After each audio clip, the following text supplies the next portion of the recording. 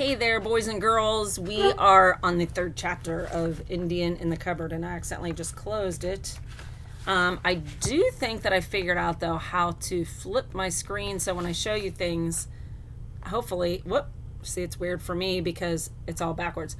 Now, hopefully, you do not see the words backwards. It says 30 scalps. So let's get busy with Chapter 3. Within a few minutes, loud snores, well, not loud, but loud for the Indian, began to come out of the teepee. But Omri, sleepy as he was himself, was not quite ready for bed. He had an experiment to do. As he had figured it out so far, the cupboard, or the key, or both together brought plastic things to life. Or if they were already alive, turned them into plastic. There were a lot of questions to be answered, though. Did it only work with plastic? Would, say, wooden or metal figures also come to life if shut up in the cupboard? How long did they have to stay in there for the magic to work? Overnight? Or did it happen right away? And another thing, what about objects? The Indian's clothes, his feather, his knife, all had become real. Was this just because they were part of the original plastic figure? If he put, well, anything you like, the despised plastic teepee, for instance, into the cupboard and locked the door, would that be real in the morning? And what would happen to a real object if he put that in? He decided to make a double trial. He stood the plastic Indian tent on the shelf of the cupboard. Beside it, he put a matchbox car. Then he closed the cupboard door. He didn't lock it. He counted slowly to 10. Then he opened the door. Nothing had happened. He closed the door again and this time locked it with his great-grandmother's key. He decided to give it a bit longer this time, and while he was waiting, he lay down in bed. He began counting to 10 slowly. He got roughly as far as 5 before he fell asleep. He was awakened at dawn by Little Bear bawling at him. The Indian was standing outside the felt teepee on the edge of the table, his hands cupped to his mouth as if shouting across a measureless canyon. As soon as Omri's eyes opened, the Indian shouted, "Day come, why you still sleep? Time to eat, hunt, fight, make pictures." Omri leaped up, he cried, "Wait," and almost wrenched the cupboard open. There on the shelf stood a small teepee made of real leather. Even the stitches on it were real.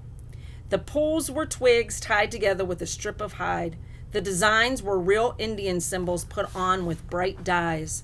The car was still a toy car made of metal, no more real than it had ever been. "It works," breathed Omri, and then he caught his breath. "Little Bear," he shouted, "it works, it works. I can make any plastic toy I like come alive, come real. It's real magic. Don't you understand? Magic." The Indian stood calmly with folded arms, evidently disapproving of this display of excitement. "So, magic? The spirits work much magic. No need to wake the dead with howls." Omri hastily pulled himself together. Never mind the dead. It was his parents he must take care not to wake. He picked up the new teepee and set it down beside the one he had made the night before. "Here's the good one I promised you," he said. Little Bear examined it carefully. "No good," he said at last. "What? Why not?"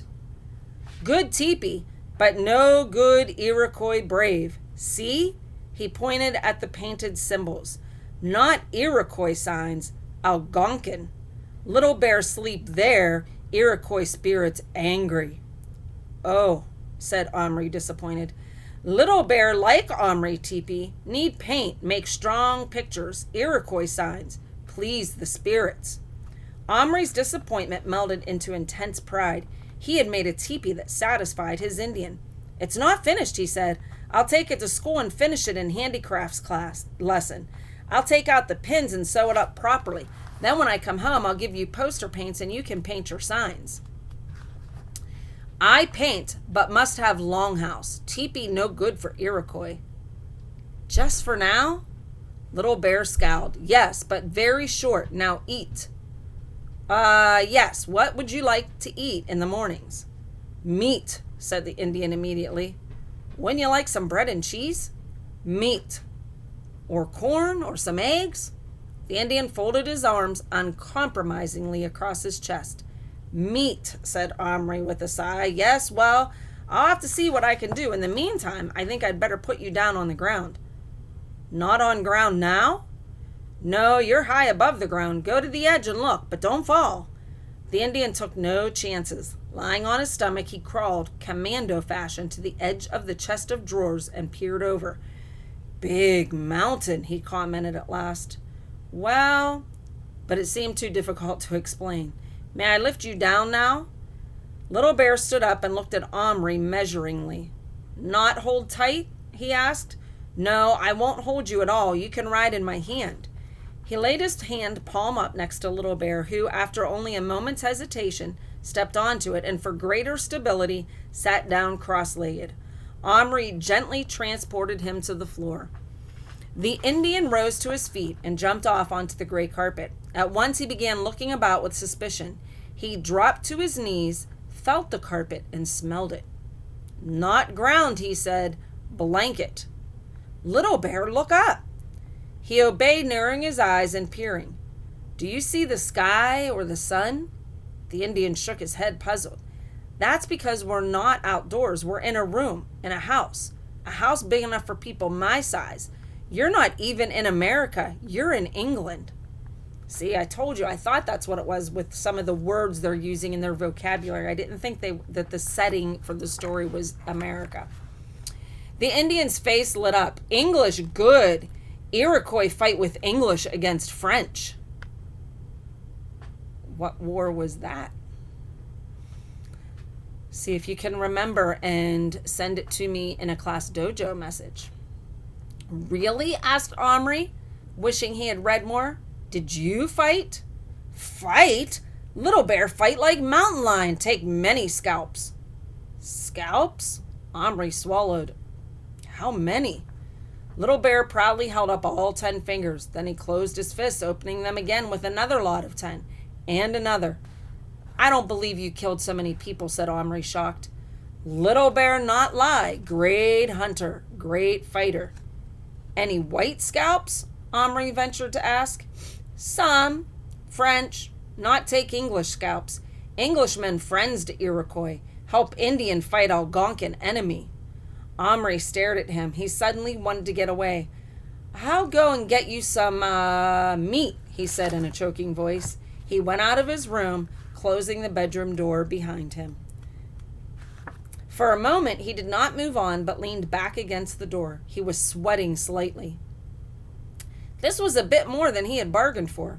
Not only was his Indian no mere toy come to life, he was a real person, somehow magicked out of the past of over 200 years ago.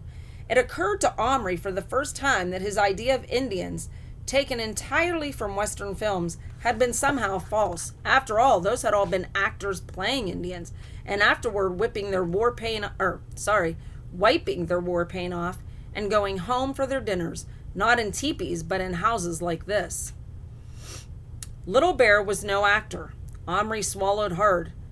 30 scalps. Whew.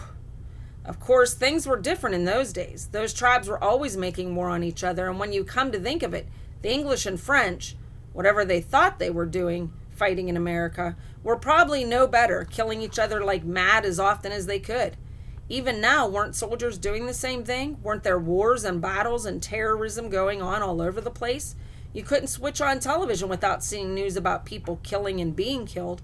Were 30 scalps, even including some French ones taken hundreds of years ago, so very bad after all? Still, when he tried to imagine Little Bear, full size, bent over some French soldier holding his hair in one hand and running the point of his scalping knife, oh, yuck. And we're going to stop there. Tomorrow we will finish reading chapter 3, 30 Scalps. Now we know where the title came from. So one of the things that I had a question about was, even though this Indian is small, how has Omri's attitude towards this Indian changed? In the beginning, he kind of looked at it as it was something he owned, it was his plastic toy, but his feelings seem to be changing somewhat. So we will finish chapter 3 tomorrow. Have a great night, and I'll see you tomorrow.